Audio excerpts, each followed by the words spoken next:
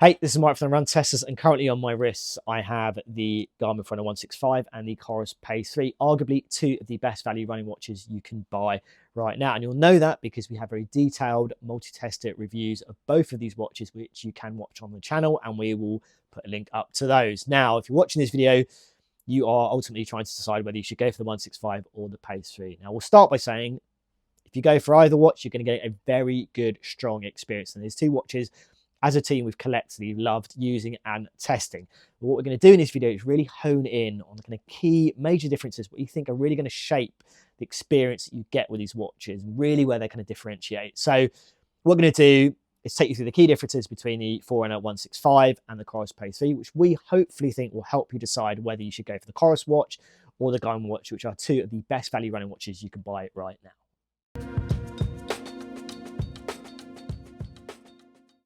So let's start with those key design differences, because ultimately these are two light, compact watches to wear. And, if that's something you want in a running watch, then both offer that. Now, the key differences, first one, buttons.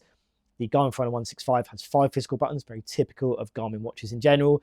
The Coros Pace 3 has 2 buttons, and one of those buttons is a kind of twisting crown style one that lets you kind of rotate it, kind of scroll through menus and the interface. So that's really depending on whether you want more buttons over less buttons, but ultimately I think the experience of using them both hasn't been an issue. There's no major difference really there in terms of the experience.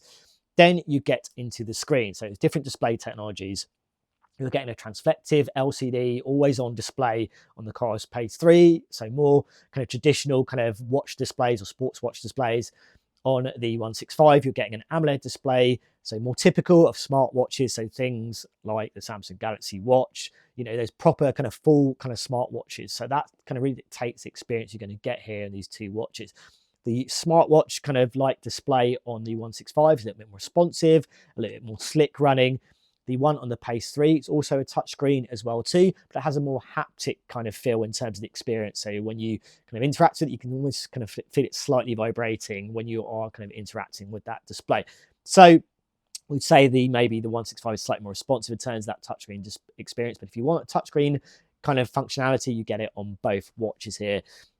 The other thing to talk about here are straps. Now, they are different size straps that you're getting here for the Pace 3 and the 165, but they are both removable, and you do have the option to kind of add kind of official kind of different kind of straps that are offered by Garmin and Coros. Now, the Coros does offer silicone and nylon band options. The 165 has silicone only. There are nylon strap options in Garmin's range, but ultimately there isn't one for the 165 or the size for the 165 right now. Maybe that will change, but right now, if you care about having those strap options, and we kind of like the nylon strap, and there are some kind of nice advantages in terms of just overall comfort and wearing it kind of day to day. But ultimately, if you want those options, official options, the Coros Pace 3 will give you more on that front. Battery life is another decisive factor here. If you are looking for the watch that's going to give you the best level of battery life across the board, really, whether that's kind of day to day or when you are tracking, then the Coros Pace 3 is going to give you the most in terms of battery life performance. Now, ultimately, these are two watches that are going to comfortably get you through a week. But if you want a little bit more than that, the Coros Pace 3 is going to have the ability to do that. That comes down to a few little things. I think a big part of it is the kind of display technologies that are being used here. When you've got an AMOLED display, it does suck more battery life. And if you've got that screen always on 24/7, your battery life is going to drop from maybe roughly a week to a couple of days. So that's something to factor in here. Whereas with the display technology, the display you're getting the Coros Pace 3, it's an always-on display, but it just doesn't drain the battery in the way that an AMOLED display will as well. Another thing to kind of look here, and I think which is good about the Coros as well on the battery front, is the kind of battery usage, battery modes that you're getting here, which I think really gives you a good sense of, if you want to keep an eye on how that battery's been used and how it's draining, or maybe how much you've got to play with, or getting a good idea of how much you've got to play with. The Coros Pace gives you a little bit more on that side in terms of that kind of management side of the battery as well too. So if you are looking for the watch that has the best battery life, one of the biggest differences between these two watches is the fact that the Pace 3 is going to give you a little bit more on that front. So two watches can last roughly a week of worth of training, but if you want a watch that goes longer, it's the Coros Pace 3. Now we have to get into performance, and ultimately the performance across these two watches has been very, very strong. And despite not having matching features in all departments, I think in terms of that core running experience, you're going to get a good one on both the 165 and the Coros Pace. But there are a couple of areas we think maybe they do kind of slightly differentiate in terms of that performance. Now, the first one is probably we have to talk about is GPS. Now, the GPS support is different across these two watches. Now, on the 165, you have a kind of multi-GNSS kind of support there. So it doesn't have that kind of multi-band mode or dual band mode that's kind of generally referred to that you do see on newer Garmin watches. Whereas the Coros Pace does have that dual band GPS mode. And that mode is essentially there to kind of improve that kind of tracking accuracy, where typically it can be problematic in that kind of single band GPS mode. So when you're tracking near kind of tall buildings, you've kind of deeply forested areas, I think weather, adverse weather conditions can affect that performance as well too. And what we've seen in the GPS performance, and I've kind of gone back and used both of these watches, is actually the multi-GNSS support on the 165 is being pretty good and held up pretty well against the Coros Pace 3. But ultimately, if you are looking or hoping or wanting that kind of supreme accuracy, particularly if you're looking for maybe racing in a city where, that can wreak havoc on GPS, then you're going to get something a little bit more reliable, we say, on the Coros Pace, just because it has that dual band GPS mode. And it's probably one of the best dual band GPS modes we've seen or support we've seen on a running watch based on our testing. The other one to talk about here is heart rate. Now, these are two small, light, kind of compact watches that sit very well. Both have optical sensors. And ultimately, we found that the Coros Pace 3's heart rate monitoring performance has been a little bit better for us, particularly in kind of a high intensity kind of interval training, where it just felt a little bit more reliable for us as a team collectively in our testing. So ultimately, if you did want to rely on that kind of wrist optical HR, we think the Coros Pace 3 is going to give you a little bit more on that front in terms of the accuracy. But ultimately, you're getting the opportunity to pair external heart rate monitors to both of these watches.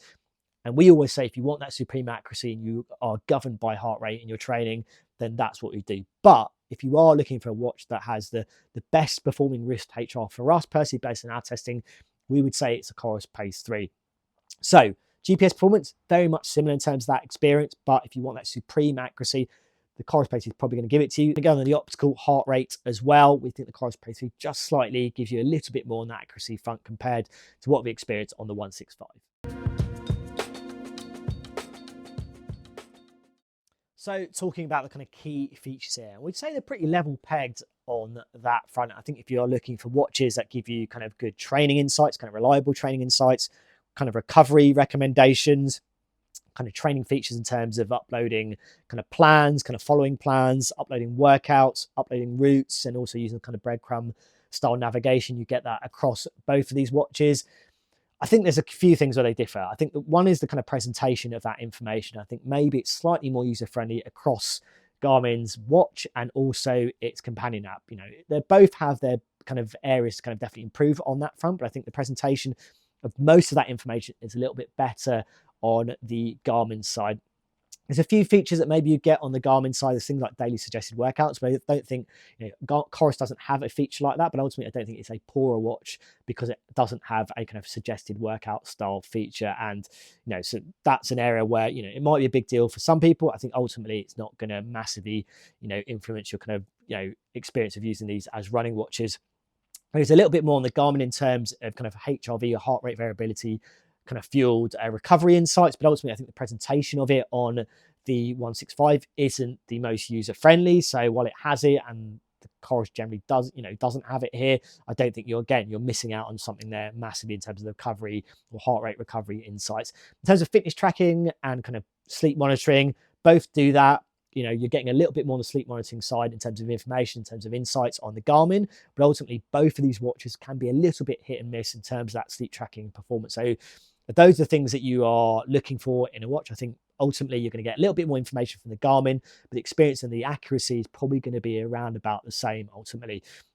So key features differences really being the kind of presentation of that information, the daily suggested workouts that you're getting on the Garmin, the HRV fueled kind of recovery insights, which we don't think are that user-friendly on the Garmin. And then you're getting a little bit more in terms of sleep monitoring and fitness tracking and kind of day-to-day activity tracking on the Garmin as well. And then we get to how useful these watches are when you're not tracking your run. So ultimately, the kind of level of smartwatch support you're getting here. Now, if you look at what these two watches offer and experiences, The Garmin definitely has more on that front. If you look at something like notification support, both do notifications, but it's a much richer notification kind of support on the Garmin watch. And particularly if you are pairing with an Android phone, you get a little bit more in terms of viewing your messages and images as well. If you're looking at things like payments, the Garmin has payment support. The Coros does not have payment support. If you are looking at things like kind of the access to kind of apps and downloading apps, now the Coros will support kind of third-party apps and syncing and sharing data, but it doesn't have an app storefront like the Garmin, which has the Connect IQ storefront. What both do have are music players. Now, you both get music players here. If you go for the 165 music version, obviously costs more than the standard 165. The music player comes as standard on the Coros Pace 3. Now, the experience of using those kind of music players are slightly different. It's more of a kind of drag and drop situation on the Coros Pace 3 in terms of getting your own music on there.